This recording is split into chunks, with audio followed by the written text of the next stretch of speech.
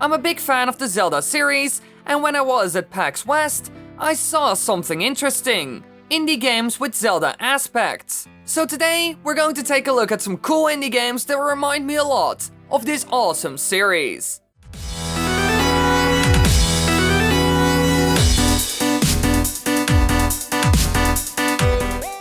First up, a game called Moonlighter, made by Digital Sun. I saw this game for the first time ever at PAX West, and even talked to the developer, and I fell in love with it. The design of the game reminds me a lot of The Legend of Zelda The Minish Cap, which had amazing pixel art, and it seems to be the same type and style. The only difference is the fact that in the Minish Cap, the characters have a black outlining. But besides that, it's very similar. Now for a quick rundown of the setting. During an archaeological excavation, a set of gates were discovered. The people quickly realized that these ancient passages led to different realms and dimensions. Rhinoka, a small trading village, was found near the excavation site, providing brave and reckless adventurers with treasures beyond measure. Rhinoka operates as a safe haven and a marketplace for all travelers, those careless and cautious alike. But achieving both glory and gold proved more challenging than expected. But in the game, you go to these old gates to look for treasures, which you later on sell in your own shop.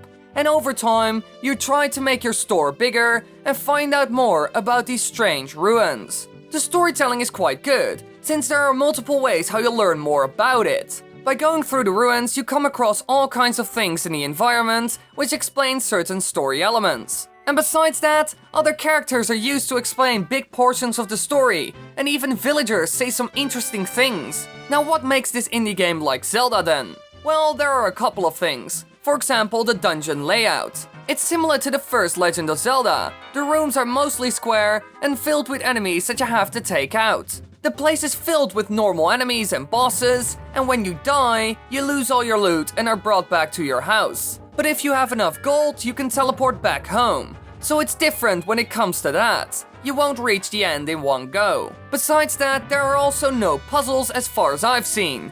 However, the first Zelda didn't have a lot of them in dungeons anyway. Besides that, it also has some classic stuff that looks a lot like Zelda items and enemies. Blob monsters that look like choo-choos, and their remains can even be used to make red potions. The design is very similar, and just like in Twilight Princess, the slime acts as an item. When I talked to the developer, he mentioned that he took some inspiration from the Minish Cap and the very first Zelda game. There's even a character in the village that looks like Link from The Legend of Zelda, which already says enough. And besides that, you can also clearly see the Binding of Isaac vibe that the game has. It's an interesting combo and does some cool new things. Overall, this game is tons of fun, and if you're a fan of the more fighting-oriented Zelda games, you will certainly love this. Sadly enough, the game isn't out yet. However, they want to launch it somewhere this year on PS4, Xbox One, PC and Mac, and also the Nintendo Switch. So no worries, we will just have to play the waiting game. Now on to the next game, Oceanhorn, Monster of the Uncharted Seas. This is more an actual adventure game than the previous, since you travel all over the world. It focuses on a boy's quest to find his lost father and defeat the sea monster known as Oceanhorn. Overall, the story is okay, nothing to write home about. All of it is explained in cutscenes at the beginning of the game, and by talking to the old man on the first island. Sadly enough, it's a bit cliché and basic, but luckily enough, this is its only big weak point. When it comes to Zelda games, it draws inspiration from a couple. If you see gameplay of it once, you can clearly see the Wind Waker, Phantom Hourglass and a Link to the Past elements in the game immediately. You can use the boat to sail the sea and explore all kinds of new islands just like in Phantom Hourglass and the Wind Waker. And when you are sailing, you can even get attacked, and you have to shoot back, which is also a mechanic seen in both of those Zelda games. Even smaller things like design of certain items and elements is the same. Look at the hearts and the bombs in the game, for example. Besides that, the dungeon layout and designs clearly take inspiration from A Link to the Past, like solving puzzles by pushing blocks or switches in a certain order, or finding the master key in a huge chest. Clearly an element from A Link to the Past. However, it's not a complete one-on-one. It certainly has some differences, for example the visual design. It's an isometric 3D game, like A Link Between Worlds and Triforce Heroes, but clearly it has its own style. Besides that, it has an XP leveling system and even some voice acting. I enjoyed this game a lot. The only real criticism when it comes to the gameplay is the fact that the camera is fixed, so you can't move it, which can be a problem sometimes. But the game is an easy 15 hours or more of fun, and it's even out on the Nintendo Switch now, so it's certainly worth picking it up.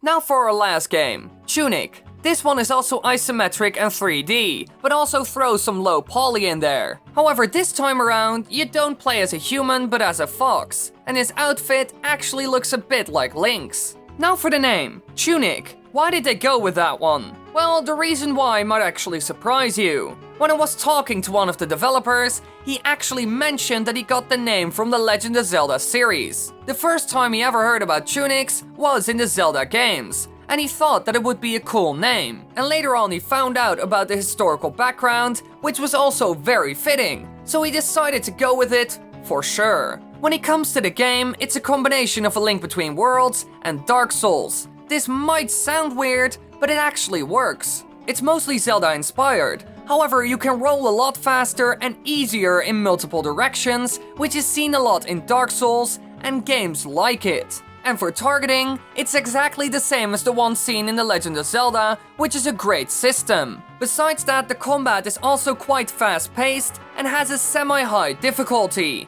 And there are even puzzles in it. However, they are mostly based around levers and exploring in order to open a new pathway. Nothing too difficult, you just need to know where they are, which can be a bit of a pain and lame sometimes. Besides that, a lot of the art decisions were influenced by the Zelda franchise. For example, the chest opening animation. It clearly has a Zelda vibe. This also goes for the hearts, which represent your life. The healing potions found in the game, the first sword that you get which references to the Master Sword, and the list goes on. Sadly enough, I got no info on the story at all. The demo didn't have any cutscenes, so I can't say a whole lot about it. They are planning to release it somewhere in 2018 on PC, Mac and console. However, they do not mention which console specifically. Let's hope that it comes to the Switch. It would be a great fit.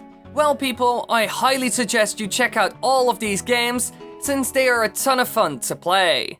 Thanks for watching everybody, I hope you enjoyed. If you want to watch more videos, click the annotations on the screen right now, and be sure to subscribe and click on the bell icon next to it, so you won't miss any videos.